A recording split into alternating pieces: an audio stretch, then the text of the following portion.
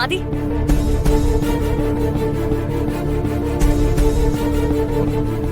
என்னாச்சு மித்ரா? நீ ஏன் நர்வஸா இருக்க? அது இல்ல, ஃப்ளைட்டுக்கு டைம் ஆயிடுச்சு. என்ன மித்ரா பேசுற? இந்த மாதிரி சிச்சுவேஷன்ல எப்படி கிளம்ப முடியும்? இல்ல, எனக்கு புரியுது. ஆனா இப்ப வேற என்ன பண்றது? நம்ம போய் தானே ஆகணும். அதுவும் நீங்க தானே இங்க இருந்து சீக்கிரமா அமெரிக்காவுக்கு போகணும்னு சொன்னீங்க.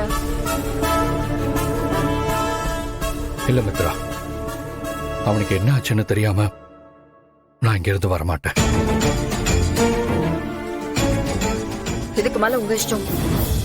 ஏற்கனவே ரிஸ்க் எடுத்துதான் இந்த விசாலாம் ரெடி பண்ணோம். இப்போ கேன்சல் பண்ணா திரும்ப எப்போ விசா கிடைக்கும்னு ஒண்ணுமே எனக்கு தெரியல. ஆதி சார், நீங்க கிளம்புங்க. இனி நான் பாத்துக்கிறேன். என்ன பேசுறீங்க பாரதி? என்னால எப்படி ஆதித்யாவை இந்த நிலைமையில விட்டுட்டு போக முடியும்?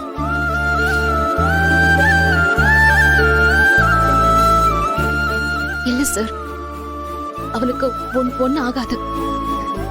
2 நாளாவே நாங்க ரோடா அலைஞ்சு, அப்புறம் கோவில்ல நடந்த சம்பவம், இதனால அவன் சரியா தூங்காம இருந்திருப்பான். அதான் இப்படி திடீர்னு மயக்கம் வந்துருச்சு. மத்தபடி வேற எந்த பிரச்சனையும் இருக்காது. இல்ல பாரதி, நீங்க என்ன சொன்னாலும் நான் அவனுக்கு என்ன ஆச்சுன்னு தெரிஞ்சுக்காம இங்க இருந்து போக மாட்டேன். பாரதி அவன் என் கண்ணு முன்னாடி மயக்கம் போட்டு விழுந்தப்போ எனக்கு எப்படி இருந்துச்சுன்னு தெரியுமா? இங்க ஹாஸ்பிடல் கூட்டிட்டு வந்து சேர்க்கிற வரைக்கும் எனக்கு உசுர் இல்ல, தெரியுமா?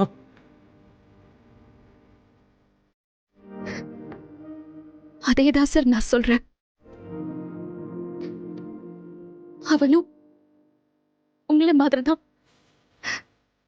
அவனாலையும் உங்களை பார்க்காம இருக்க முடியாது. அவன் மயக்கத்துல இருந்து கண் முழிச்சான், கண்டிப்பா உங்களை போக விட மாட்டான். அப்புறம் உங்களுக்கு இன்னும் கஷ்டமாயிடும்ல. அதனால்தான் நான் சொல்றேன், அவன் மயக்கத்துல இருக்கும் போதே நீங்க கிளம்புறதுதான் நல்லது.